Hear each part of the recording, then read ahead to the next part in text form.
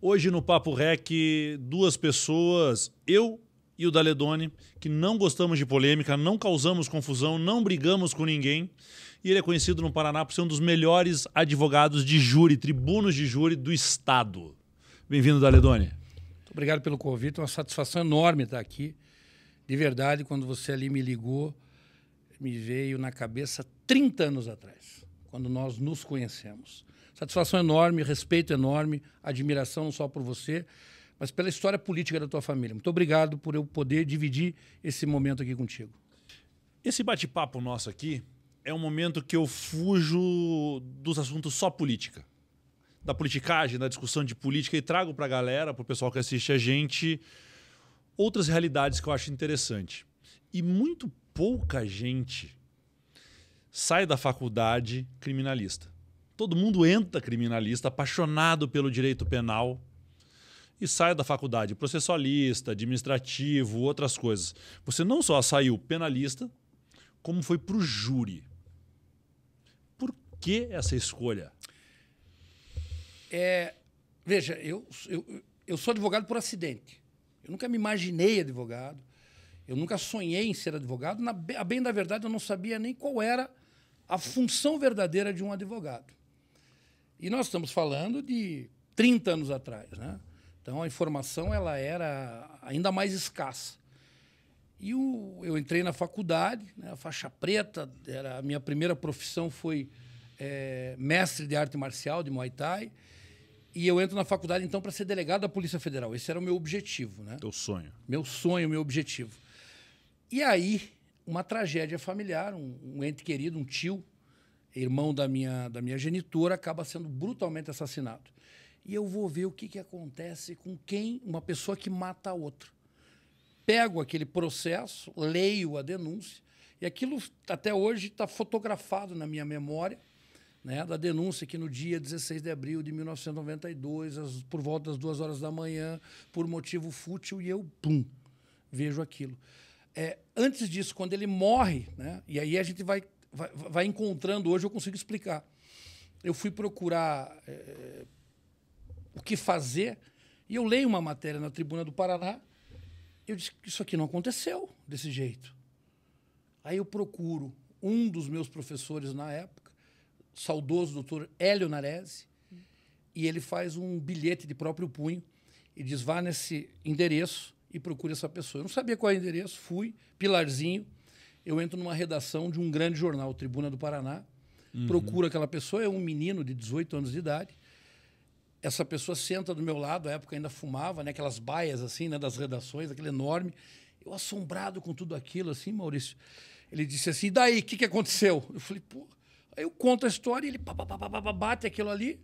No outro dia, eis a notícia. Eu falei, poxa. E aí um radialista me liga, né, eu estou falando de 30 anos atrás, era o Gilberto Ribeiro, né? Eu acho que era da Rádio Clube, e ele vai até a minha casa, vai até a minha casa e eu dou uma entrevista ali, me vejo na contingente, dar uma entrevista na rádio.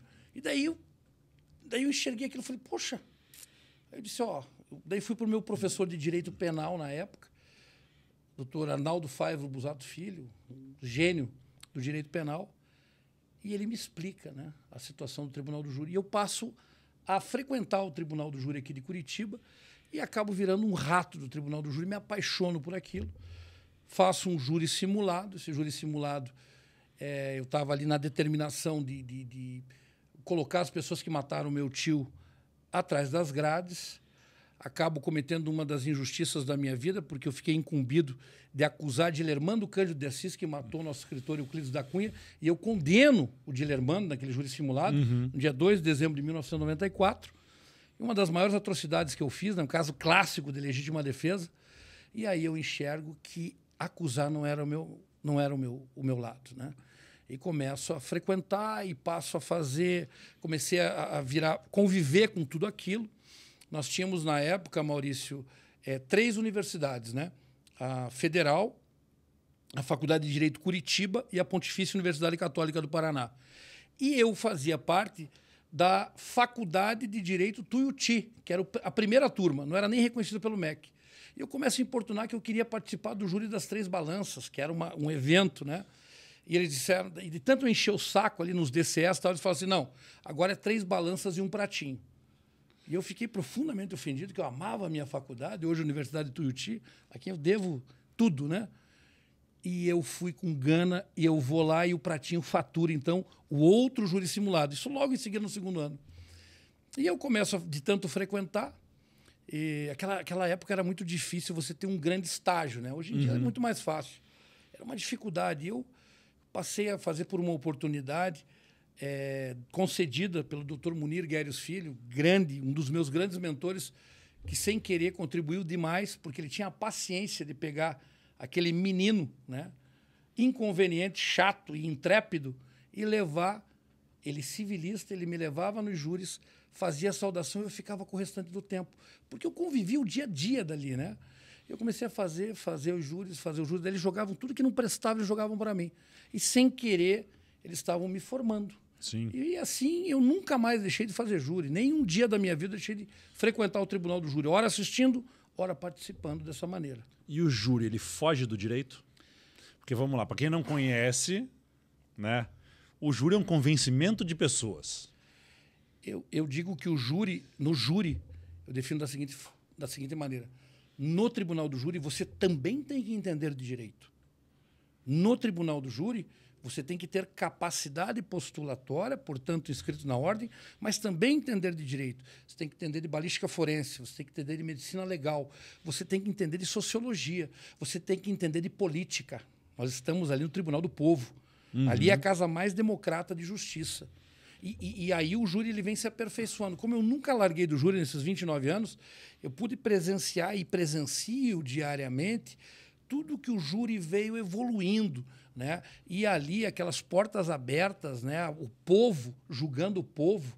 E aquela porta aberta para o rico, para o pobre, para o preto, para o branco, para o alto, para o baixo, a qualquer momento, né? Aquilo me encanta no júri, né? O júri tem muito de política, né? O júri tem muito de política. Você já pegou casos que estavam ganhando, perdendo, mas você já pegou casos que vieram com a sentença pronta da imprensa. Sim, muitos. Né? Que é um problema monumental. Até no júri americano existe esse problema. Como é que é essa percepção advogado-cliente? Você fala, cara, nós vamos entrar aqui, mas você está lascado. Você falou demais, você fez errado, você se expôs, já tem uma decisão lá fora. Como é que você vira para quem fala assim, nós vamos tentar aqui agora reverter uma sentença pronta? Eu disserto há muito tempo sobre uma questão. Opinião pública versus opinião publicada. Uma coisa é a opinião pública, aquela que emerge das calçadas, dos botequins, dos tribunais, das salas das pessoas, de dentro do lar das pessoas, né? Aquilo é opinião pública, né? Outra coisa é opinião publicada. Tá? Outra coisa é opinião publicada, aquela que é construída a fim de ver condenar por interesses X, Y e Z. E o que eu me deparei? Me deparei muito com uma questão do quê? Que eu vi os autores, os doutrinadores, dizendo a influência negativa da mídia no processo criminal, nos processos do júri, etc, etc. E eu passei a reparar e desenvolvi e aperfeiçoei algumas técnicas, e hoje eu até ministro capacitações, fazendo da imprensa um dos maiores instrumentos de defesa no tribunal do júri. A imprensa ela é indissociável. E você tem o que da imprensa, né? E até eu digo, é mais do que chegada a hora da imprensa começar a postular e pugnar que ela, né, em relação aos advogados que criticam a imprensa, porque quando o advogado chega lá e fala assim, eu só vou falar no processo, aquilo é a ruína do advogado. Eu digo no caso, por exemplo, do Carli Filho. Carli Filho, um caso emblemático, que os acusadores foram muito bem na imprensa e a defesa foi muito mal. Né? Achou que em 1h30, depois de 9 anos de massificação daquilo que eu achei um absurdo e continuo achando um absurdo, achou que ia reverter. Quer dizer, esse é um maior emblemático exemplo aqui do nosso Estado, né? Aqui de da nossa não ter utilizado... De você não ter utilizado a imprensa como meio de defesa, né? E eu começo a contestar aquilo que estava sacramentado doutrinariamente. Aquilo que era uma praxe dos advogados criminalistas, criticar a imprensa. Ao passo que os delegados de polícia iam, ou forneciam os seus releases, as suas notas, davam entrevistas, os promotores da mesma maneira, né? E os advogados não, só vou falar no processo. Não existe isso, ainda mais nos dias de hoje. Hoje eu capacito profissionais a fim de entender que a imprensa é uma aliada da defesa e ela tem que ser bem utilizada para que ela possa exercer. Mas os casos tem casos assim quase que irreversíveis, mas que tem na questão da imprensa a forma de você virar esse jogo. Você e o Elias Matarassade são os dois que mais utilizam isso aqui no Paraná de cabeça, assim. Tem mais alguém? O Elias, eu penso, o Elias está ultrapassado, né? O Elias parou no tempo há muito tempo. Mas utiliza a imprensa ainda. Tudo que ele faz é a imprensa. Ele utiliza a imprensa, mas hoje ele está mais cansadão, né? Ele está mais cansado, mas ele foi um que utilizou muito a imprensa, né? Mas eu digo o seguinte, o respeito absoluto à imprensa. Eu tenho um respeito absoluto à imprensa, total à imprensa. Eu tenho um colóquio, um diálogo diário com a imprensa. Eu sou fonte de todos os veículos de imprensa do Brasil e alguns internacionais. E o que é essa relação de você ser aquela fonte? E aquela fonte que não erra. Está aqui, ó, pode ir de meus casos ou outros casos. Uhum. E de viabilizar e de fazer base para algumas investigações jornalísticas e ajudar mesmo a imprensa. E é nesse momento que você cria essa relação de confiança, você tem efetivamente como colocar e ter o espaço. Eles vão te dar o teu local de fala, desde que você tenha credibilidade na construção nessa relação sendo fonte. O Elias trabalhou muito bem isso. Confesso que me inspirei em muitas questões, mas o Elias ficou muito acusador, né? Ele nunca mais defendeu ninguém. E nessa, você acaba perdendo a embocadura para defender, porque daí é outro tipo de abordagem e outras técnicas que você tem que utilizar. E por falar em defesa, vamos lá. Você, advogado criminalista, mexe com bandido. Vamos botar assim. Crença popular, advogado criminalista, bandido. Às vezes um inocente, às vezes um culpado, às vezes um cara que foge pela brecha do sistema.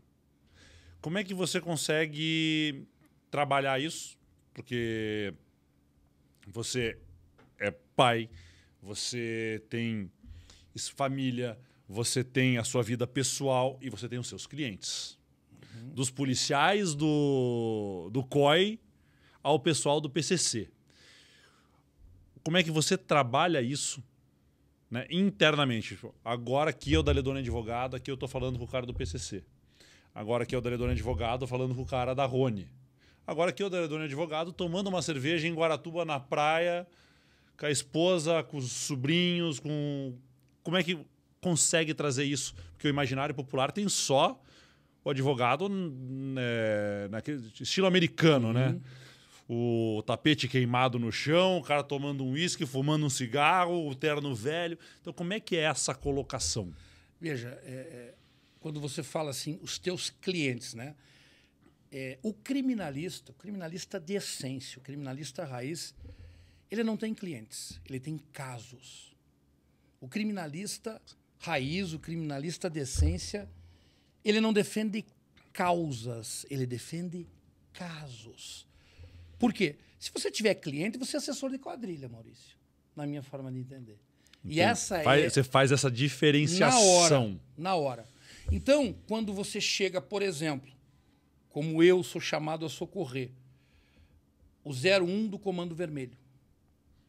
E ele diz assim, mas você defende o Coronel Y. Sim, defendo o Coronel Y. E é por isso que você está me chamando aqui. Porque eu defendo casos, não defendo causas. Não é uma bandeira, não sou teu amigo, não sou teu brother, eu tô aqui, é um trabalho isso aqui. E muitas vezes eu já cheguei e falei para a pessoa assim, eu sou o seu advogado, eu não sou o seu amigo. Eu sou o seu advogado, eu não tenho qualquer intimidade contigo. Nenhuma intimidade eu terei contigo, né? Essas relações são muito perigosas, né? E você tem que ter assim algo muito pré-estabelecido e muito rígido no dia a dia com isso, né? Eu convivo desde narcotraficantes, né? Nos narco-homicídios, porque são nichos, com piratas do asfalto. Eu convivo com grupos de extermínio. Eu defendo matadores de aluguel. Eu defendo caçadores de seres humanos. As pessoas vão falar, que é isso? É isso. Eu defendo acusações de sacrifício humano e rituais de magia negra. Toda sorte de homicídios eu já me deparei. Porque eu faço isso há 29 anos, todos os dias. Não é de vez em quando eu faço um júri, não. Eu faço júri toda semana e toda semana eu estou trabalhando com isso, né? Nós temos, assim, hoje em dia, uma incidência muito grande do narco-homicídio. Esse é um termo que eu desenvolvi, hoje já ganhou perna. Por quê? Porque é a disputa, né? Pelo território, é disputa pelo escoamento da cocaína. O Brasil hoje é o responsável por toda a cocaína que se utiliza no planeta Terra. Ele é que escoa. Sai daqui. Nós temos ali aquele polo cocaleiro de Bolívia, Colômbia e Peru. Ele deságua via Paraguai, ali a entrada, e pelo Brasil ele escoa para o mundo. Correto? Então, você tem o quê? Você tem muita disputa disso. De facções e de quadrilhas, né, individuais, que são quadrilhas fortíssimas, e ali não dá para mandar uma notificação extrajudicial. Olha, você está invadindo o meu território, você está pegando material. Eles matam. É na bala. É na bala. É na bala. E, assim, essa incidência desses homicídios vem crescendo porque é um produto que se paga $800 no quilo, 1 quilo, e ele, ao chegar na Europa, mais além da Europa, ele está valendo $80 mil 1 quilo. Dá você imagina? Quase tanto dinheiro quanto o pedágio no Paraná. Quase tanto dinheiro quanto o pedágio. É mais ou menos por aí. Isso vem agravando, né, a questão dos homicídios. E você não consegue enxergar uma perspectiva disso diminuir. Não existe como diminuir, né? Você não pode explicar para um menino de 22, 23 anos que ele tem que frequentar uma faculdade e que ele tem que depois começar um estágio para ganhar um salário ou dois, quando ele está ganhando 30, 40, 50 mil, não é nem por mês, por uma fita que ele fez ali, outro corre que ele fez acolá. Por exemplo, Porto de Paranaguá. O Porto de Paranaguá, de uns anos para cá, Maurício, eu que sou morador da Baía de Paranaguá, eu sou nativo ali da Baía de Paranaguá, mudou a realidade da juventude, sabe? Todos cooptados pelo tráfico, uma coisa assim muito séria, muito grave. E não sei por que cargas d'água, ainda não temos uma unidade do DENARC em Paranaguá. Não sei por que cargas d'água, não temos uma unidade do DENARC em Paranaguá. A guerra das facções, das quadrilhas, escoa-se a cocaína por ali. Então, isso é um problema muito grave que veio dando aos criminalistas tribunos do júri muita visibilidade. Um mercado violentíssimo, né? Antigamente, lá, década de 90, sabe? Você falou da tribuna. Coisa. A tribuna tinha um homicídio por dia. Isso. Hoje, se nós tivéssemos a tribuna, era toda a página um homicídio diferente. Exatamente, exatamente. E aí você tem... e tem uma peculiaridade em Curitiba. Curitiba, não é Paraná, não. Se mata muito em Curitiba. E é rico matando rico. Se mata porque se desentenderam com a herança. Se mata porque o sujeito foi traído pela mulher. Se manda matar quando há um desacerto empresarial. Se mata muito em Curitiba. E de pessoas... São ricos matando ricos ou mandando matar ricos. Sabe? Então, assim, isso desenvolveu aqui em Curitiba um celeiro enorme de grandes profissionais do júri. Tá? Que podem cobrar bem porque vão receber bem. Até o Globo aí cometeu uma gafe aí, me colocando, não sei se viu uma edição há um mês atrás, foi atender um caso bem rumoroso do Thiago Brenan, né? Aquele milionário e tal. Estou atendendo ele até hoje.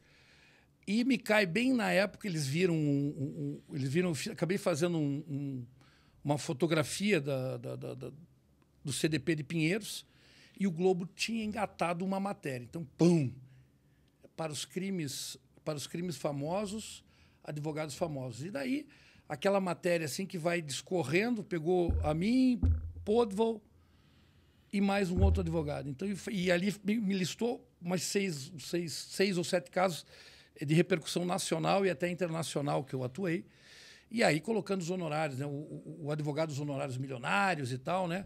Isso aí tem um lado positivo, um lado negativo de tudo isso, né? Mas o fato é que agora, nesse ano, há 60 dias atrás, eu acabo sendo reconhecido por essa grande mídia como um dos tribunos que cobram os maiores honorários dos casos mais emblemáticos dos últimos 20 anos, né? E nessa confusão toda, quando você pega o inocente? É a pior coisa que existe. Quando você está lá, você está acostumado, está fazendo de tudo, todo mundo tem direito à defesa, você está procurando o erro processual ali, onde é que a perícia errou, onde é que o polícia errou, onde é que o Ministério Público comeu bola, você está procurando, está desmontando aquele xadrez ali, mas você está desmontando. Agora você pega o cara que você sabe que você sentiu, pegou lá, você falou, puta, esse cara, esse não fez.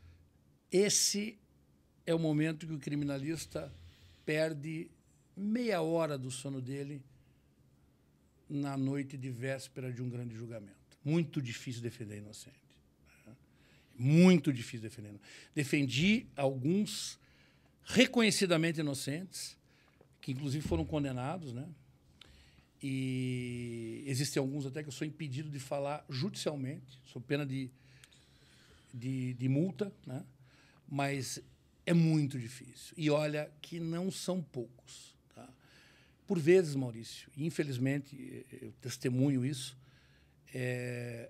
o réu ou o caso vira um detalhe. Uhum. E há o confronto de vaidade entre os oradores, entre acusação e defesa. E isso é muito ruim, mas isso acontece. Né? Nós viemos aqui para polemizar. Sim. Nós estamos aqui para falar a verdade. Né? Por vezes o juiz ainda entra na disputa, né? Muitas vezes o juiz entra na disputa e diz: eu não vou deixar esse advogado crescer aqui no meu plenário. Ou não vou deixar o promotor crescer aqui no plenário, sabe? Ou eu quero aparecer bastante no YouTube. Né? Uhum. Que o efeito de pandemia trouxe aí, porque o que o Tribunal do Júri tem como essência maior? Publicidade dos seus atos. Tanto assim que as portas abertas de manhã, de tarde, de noite, de madrugada, se o júri adentrar, estão sempre ali, a atender todo o povo. É o Tribunal do Povo, é o Tribunal das Lágrimas, é o Tribunal da Dor. E aí você se depara com o quê? Você se depara com a pandemia, né?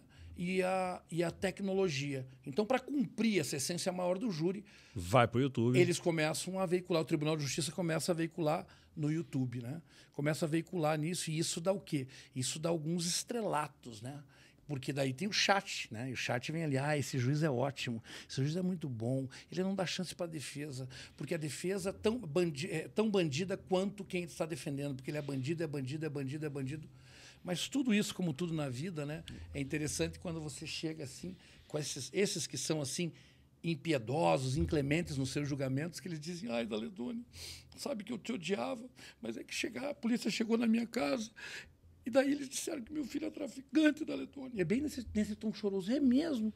E aí eu não sabia, encontraram ali, Daledoni, você não acredita, esse menino me enganou, meio quilo de cocaína, eu não sabia. Minha senhora, encontraram meio quilo de cocaína com seu filho. Bandido bom, bandido morto, quando o bandido não é meu filho. Exatamente, né? Quando o bandido não é meu filho, né? Quando o bandido não é meu filho. Pena de maior... Aumentar a pena e diminuir a idade é maravilhoso. Mas daí quando... Quando é o filho dos outros. Quando é o playboy que roubou o carro, qual que é a primeira coisa que a gente escuta na delegacia? Doutor, meu filho só tem 15 anos, vai destruir a vida dele. Vai destruir a vida dele. Sabe? Então, como advogado criminalista, você vê essa parte da sociedade. Diariamente. A hipocrisia. A hipocrisia, né? É aquele senso de justiça pessoal. Justiça é um bom senso. Uhum. Né? Justiça é um bom senso. Ou aquela pessoa que chega e quer processar o mundo e chega assim: agora eu vou ficar tranquilo. Eu digo, não tem nenhuma tranquilidade em você processar pessoas. Né? E eu aconselho, não judicializar, processar não é o caminho. Você se torna refém de uma situação. É uma sociedade muito punitivista, né? Uma sociedade muito punitivista. E bandido bom é bandido morto. E lugar de bandido é na cadeia. Mas é na cadeia quando não é teu filho, é na cadeia quando não é você. Porque existem muitos, né? Sim. E lugar de bandido é na cadeia, né? Tem bordões aqui na nossa Cidade. cidade. Tem. Bordões maravilhosos, né?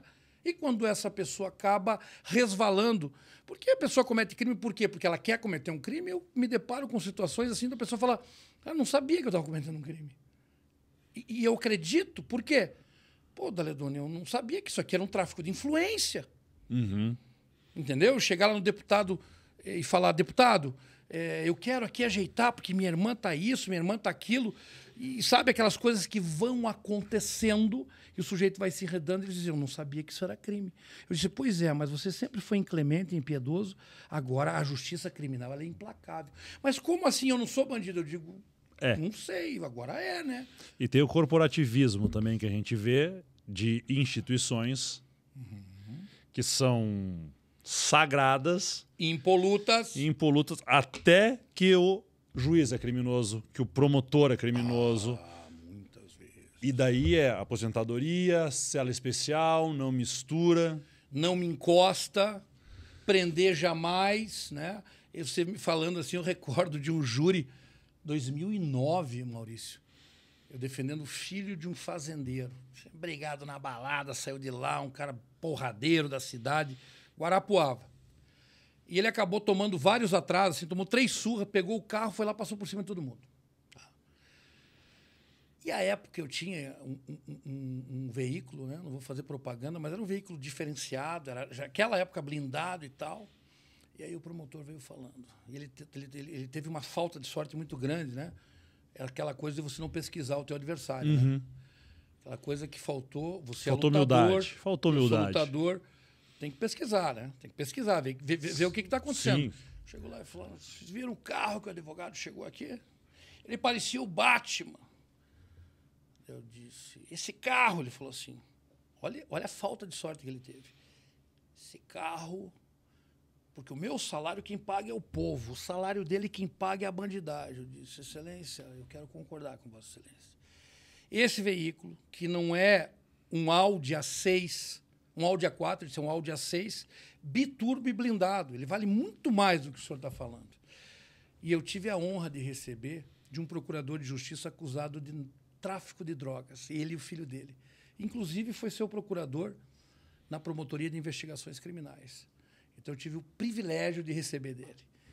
A bandidagem foi o seu colega. Então, assim, sabe, essas coisas... E isso é coisa do tribuno. O tribuno tem que estar preparado para tudo, né? O tribuno tem que estar preparado para tudo. Até vou fazer um parênteses aqui. Eu queria o bom e velho Requião na tribuna, hein? Inscrito é. Eu não sei se eu não faço a cabeça dele para ele ir pro júri comigo um dia. Será que eu consigo? Olha... Será que eu não arrasto ele para fazer um júri comigo? Qualquer desafio. Se for desafio, ele aceita. É desafio. Vambora. Aceita.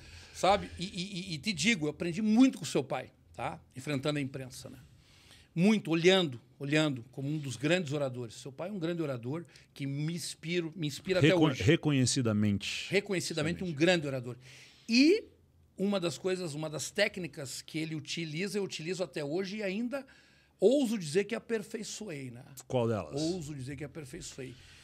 Quando eu estou assim, no que chamam os nossos amigos da imprensa que estão aqui, do quebra-queixo ou numa coletiva, eu respondo perguntando. E ele é magistral nisso. Quando ele responde perguntando e todo mundo fica acuado. E essa técnica eu não copiei, eu adotei do seu pai, que para mim é um dos grandes oradores do Brasil e do mundo, e eu aperfeiçoei, sabe? Saiba disso, entre outras ainda, que me perdoe só de eu fazer esse parênteses aqui. Não, tá ótimo. Sou pena de esquecer. O que é bom tem que ser usado. Não, e justiça tem que ser feita, né? O gestual dele eu acho maravilhoso. Maravilhoso, um grande orador. Assim como outros oradores, Roberto Jefferson foi um grande orador, Cidinha Campos, porque o que o tribuno tem que fazer, Maurício? O tribuno tem que beber de todas as fontes. Porque eu disse, o tribuno também tem que ser advogado, né? Sim. E a oratória vale muito. Então eu me pego sempre o quê? Assistindo os grandes tribunos da história, principalmente nas assembleias legislativas do país inteiro. E você encontra muita coisa legal, sabe? E é isso que o tribuno tem que ter em mente. Primeiro, a paixão, né? A paixão daquilo, né? Você tem que entrar na alma da pessoa, você tem que estabelecer um canal de comunicação com ela e você tem que defender coisas gravíssimas ali, né? E colocar uma tese jurídica. Então, os desafios são enormes, mano. Então, como é que você não vai pegar um Requião, né, que é da minha terra. Eu tive o privilégio de conhecer, de apertar a mão dele e assistir, como assisti inúmeras manifestações dele, e assisto até hoje. Tá? Assisto até hoje. E aprendendo. Você tem esse privilégio de ter esse uma boa DNA, escola, uma excelente escola, e assisto as suas manifestações também. Um dia eu chego lá, um dia eu fico bom. Um dia, falta muito. Muito arroz com feijão. Grande tribuno também. E explica pro pessoal, montar um júri. Não, nós não montamos um júri como nos filmes americanos, né? As pessoas acham que é daquele jeitinho ali. Montar um júri. É só o Daledoni já trouxe mais gente especializada, porque tem a leitura, isso você falou, leitura de pessoas. Na hora de montar o júri, qual é o desafio ali com a acusação? Sabe qual é o meu diferencial dos demais tribunos do Brasil?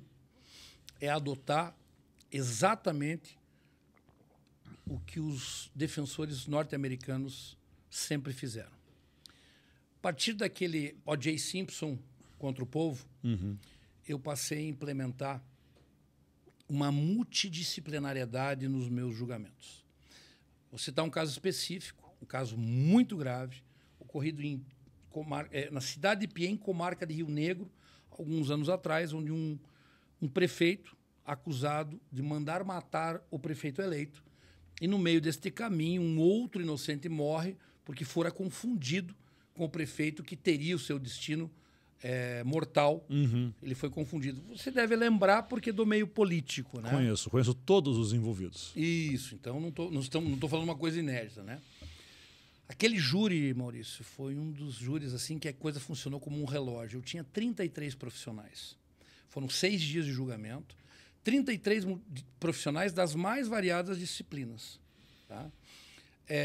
Escolta, você tem que se proteger.